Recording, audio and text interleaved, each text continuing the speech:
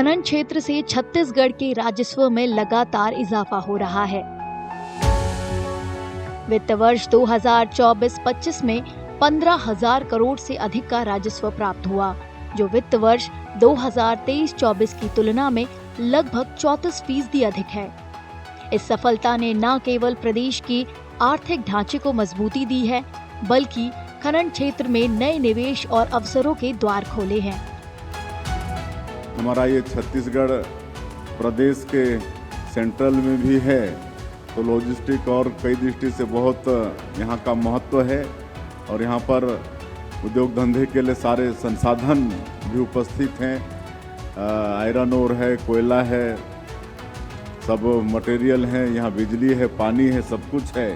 तो आप सबसे मेरा आह्वान होगा कि और ज़्यादा से ज़्यादा यहाँ पर निवेश के लिए आएं।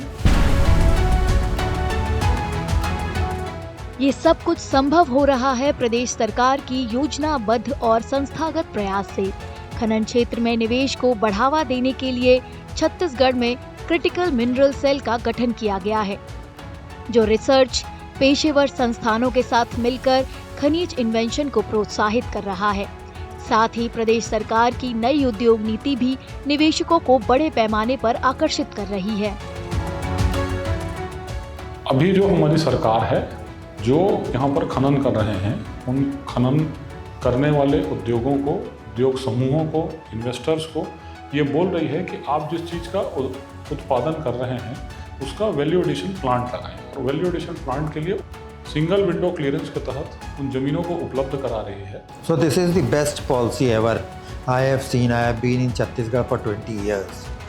They have covered every segment. They have not left a single segment where there are benefits and exemptions not given. Government is continuously driving itself to enrich the state with more investors. They are meeting people, they are inviting investors, they are trying to give them all the benefits, trying to remove whatever hitches are there. प्रदेश सरकार के प्रयासों से खनन क्षेत्र में नए project से विकास की रफ्तार भी बढ़ी है। वर्ष 2024-25 में लगभग 2500 मिलियन टन चूना पत्थर और लौह अयस्क के लगभग 93 मिलियन टन भंडार अनुमानित किए गए।